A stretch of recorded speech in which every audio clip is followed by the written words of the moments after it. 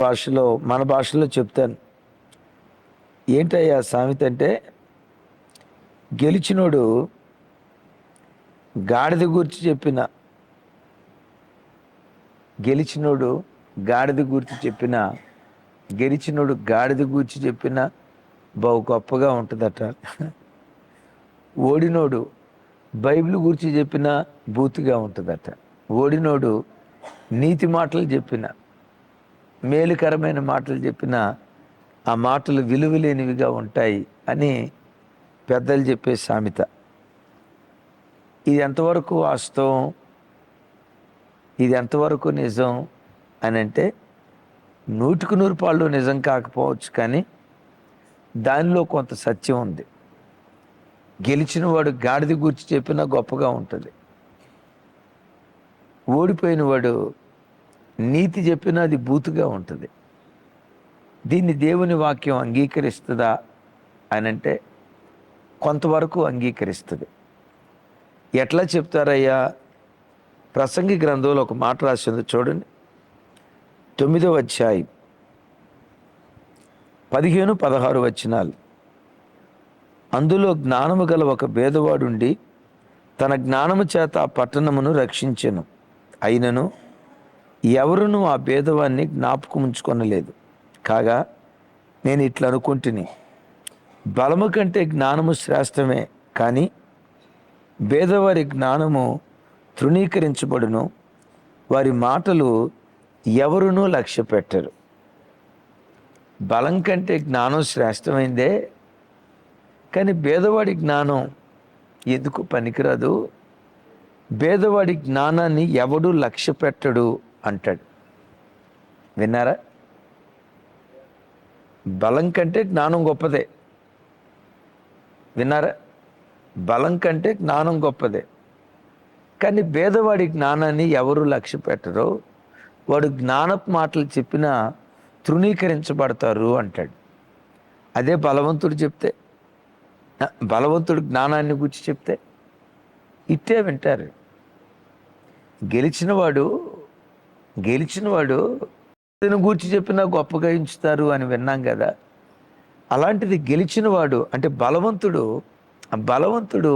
జ్ఞానాన్ని గురించి చెప్తే ఇంకెంత అంగీకరిస్తారు? ఈ మాటకున్న అర్థం ఏంటో తెలుసా? జ్ఞానం మన ఆరాధ్య దైవం యేసుక్రీస్తు వారు. దైవజనమా, మన భేద స్థితిలో ఉండి జ్ఞానవంతుడైన యేసుక్రీస్తు వారిని ప్రకటిస్తే ఈ సమాజం అంగీకరించట్లా. దీన్ని మీరు తప్పుగా అర్థం చేసుకోవద్దు. పూర్తి వాక్యం విన్న తర్వాత మీరు అర్థం చేసుకోండి. నువ్వు భిక్షగాడిగా ఉంటా, లేదు అక్కడికి వెళ్ళి ఇక్కడికి వెళ్ళి అప్పులు చేసుకొని ఒక ఆయన దగ్గర అప్పు తీసుకున్నావు. అన్యుడు అతను ఆ అన్యుడి దగ్గరికి వెళ్ళి 1,00,000 రూపాయలు అప్పు తీసుకున్నావు. 1,00,000 రూపాయలు అప్పు తీసుకొని ఆ అన్యుడికి సువార్త ప్రకటించావు. బాబు, యేసుప్రభుని నమ్ముకోండి, మీకు మేలు కలిగిద్ది, యేసుప్రభుని నమ్ముకోండి అని యేసుప్రభు గురించి చెప్పారు. మేలు కలిగిద్దని చెప్పలేవు నువ్వు. ఎందుకు చెప్పలేవు? మరి నీకే మేలు కలిగి ఉంటే వాడి దగ్గరికి అప్పు కిందకి వెళ్ళావు అని అంటాడు కదా, అది చెప్పలేవు. యేసుప్రభుని నమ్ముకుంటే పరలోకం వస్తుంది అని చెప్పావు. వాడు అంటాడు పరలోకంలో ఏముంది అంటారు. అప్పుడు డెఫినెట్గా నువ్వు చెప్తావు, పరలోకంలో బంగారు వీధులు ఉన్నాయి, వజ్ర వైడూర్యాలతో పరలోకం కట్టబడింది, అక్కడ ఏడుపు లేదు, దుఃఖం లేదు, 24 గంటలు దేవుని స్తుతిస్తూనే ఉంటాం, అందుకని యేసు ప్రభుని నమ్ముకుంటే పరలోకం కలిగిద్ది అని చెప్పావు. ఏంటయ్యా, పరలోకంలో బంగారు వీధులు ఉన్నాయా? ఏ వీధులు? బంగారు వీధులు ఉన్నాయా? పరలోకంలో బంగారు వీధులు మీకోసం సిద్ధపరిచిన దేవుడు మరి భూలోకంలో మా దండం పెట్టలేడా? మా దగ్గరకు వడ్డీకి రాకుండా చేయలేడా? మీ కుటుంబాలను పోషించలేడా అని ఎగతాళిగా అంటాడు అనడా? తమ్ముడు అంటాడు అనడా? ఇప్పుడు భేదవాడి జ్ఞానం ఏమైపోయింది? వెరితనం అయిపోయింది. తమ్ముళ్ళు, చెల్లిలో, ఇది నేను కొత్తగా సేవకొచ్చి ఉద్రేకంతో చెప్పే మాట కాదు, అనుభవంలో నుంచి పుట్టుకొచ్చిన మాట. క్రైస్తవుడు అన్ని రంగాల్లో, ఆత్మీయ విషయంలో, ఆర్థిక విషయంలో, ఈ కోణం ఆ కోణం అని కాదు, మేలైన ప్రతి విషయంలో క్రైస్తవుడు పరిపక్వత చెందాలి, అన్ని రంగాల్లో ఎదగాలి, అన్ని రంగాల్లో వర్ధిల్లాలి. That is perfection, that is సంపూర్ణత. ఇప్పుడు ఒక మాట, మనిషి శరీరపు అవయవాల్లో అన్ని అవయవాలు ఎంత పరిమాణంలో ఉండాలో అంత పరిమాణంలో ఉండాలి, ఎదగాలి. ఇప్పుడు మనిషి శరీరంలో ముక్కు ఒకటి ఇంత లావుండి, విన్నారా? ముక్కు ఒకటి ఇంత లావుండి తతిమ అవయవాలన్నీ మామూలుగా ఉన్నాయి అనుకోండి, ఆ ముక్కును చూసి ఏమంటారు తెలుసా? గెద్ద ముక్కు అంటారు. ముక్కు ఎంత లావుంది, సరే ముక్కు మామూలుగానే ఉంది, కళ్ళు బయటకు వచ్చి ఇంత లావు ఉన్నాయి అనుకోండి, కళ్ళు మాత్రం బాగా ఉబ్బినాయి అనుకోండి, విన్నారా? కొంతమంది ఉంటారు, మెడ ఉందో చూసారా? మెడ మెడ మెడ కొంగ మెడలాగా ఇంత ఉంటుంది, ఇంత ఉంటుంది, అసహ్యంగా ఉంటుంది. అన్ని కోణాల్లో అన్ని అవయవాలు సంపూర్ణంగా పరిపక్వత చెందితే సంపూర్ణమైన మనుషుడు అంటారు. ప్రతి క్రైస్తవుడు తన ఆధ్యాత్మిక జీవితంలో ఆత్మీయంగా ఎదగాలి, పరిశుద్ధతలో ఎదగాలి, ఆర్థికంగా ఎదగాలి, ఆరోగ్యపరంగా ఎదగాలి, సమాధానపరంగా ఎదగాలి, అన్ని కోణాలలో పరిపూర్ణత సంపాదించేవారిగా ఉండాలి. బిడ్డలారా, చాలా సందర్భాల్లో మన ఆర్థిక పరిస్థితులు ఆత్మీయ జీవితం మీద కొంత ప్రభావితం చూపిస్తాయి. కొంతమంది అతిగాళ్ళు ఉంటారు, ఆత్మీయత ఉంటే చాలండి, ఆర్థికంగా ఎట్టున్నా పర్వాలేదు, ఆత్మీయంగా ఎదిగితే చాలండి, మనకు ఏమున్నా పర్వాలేదు, ఏమున్నా లేకపోయినా పర్వాలేదు అని అంటారు. అది వినటానికి బాగుంటుంది కానీ ప్రాక్టికల్ లైఫ్కి వచ్చేసరికి వర్కౌట్ కాదు. అట్లాగా నేను ఆత్మీయతను తక్కువగా చూస్తున్నాను అనుకుంటున్నారా? అమ్మో, మీరెంత ఆత్మీయతను ప్రేమిస్తారో నాకు తెలియదు, కానీ నేను ఆత్మీయతను మరెక్కువగా ప్రేమిస్తా, ఆత్మీయతను మరెక్కువగా ప్రేమిస్తా. ఆత్మీయత, ఈ ఆర్థిక విషయాలు, ఈ విషయాలు అన్ని కోణాల్లో సమపాలనలో క్రైస్తవుడు ఎదగాలి. దాన్ని ఏమంటారంటే స్పిరిచువల్ బ్యాలెన్సింగ్. నేను చదువుకునే రోజుల్లో, అంటే దేవుని దగ్గరికి వచ్చిన కొత్తగా వచ్చిన రోజుల్లో, ఒక అతను పేరు నేను చెప్పలేను కానీ దేవుడు అంటే మహా గొప్ప ఆసక్తి, బాగా ఆసక్తి.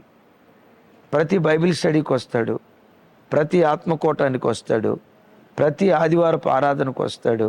ఇక మందిరానికి వచ్చాడంటే మందిరాన్ని వదిలిపెట్టాడో, ఎక్కడ సువార్త కూటం జరుగుతున్నా అక్కడికి వెళ్ళిపోతాడు.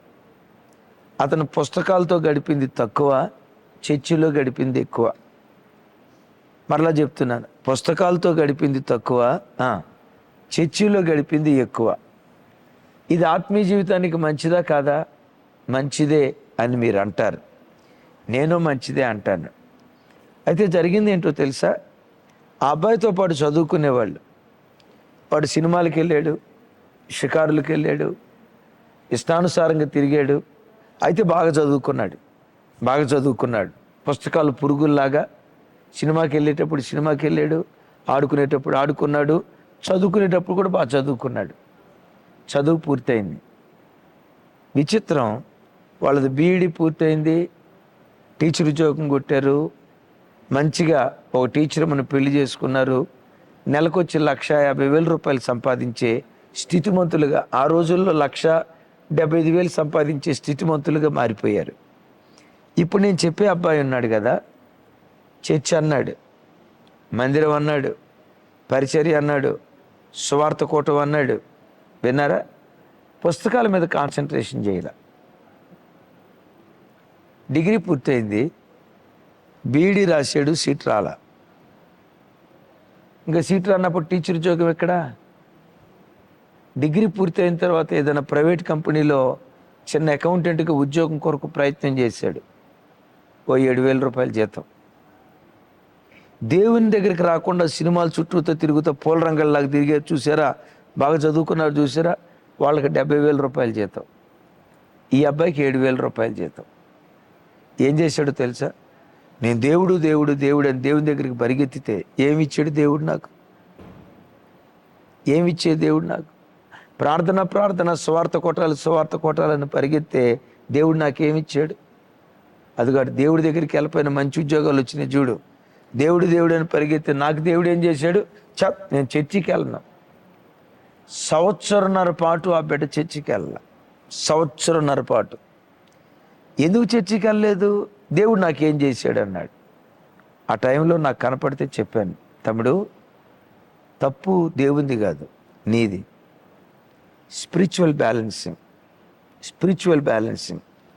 మందిరం, కెరియర్, మందిరం, ఈ రెండింటిని బ్యాలెన్స్ చేసుకుంటూ వెళ్ళాలి. నువ్వు ఆత్మీయుడివే, నీ ఆత్మీయతను పొరపాటున నేను కించపరచను, వేలెత్తి చూపించను.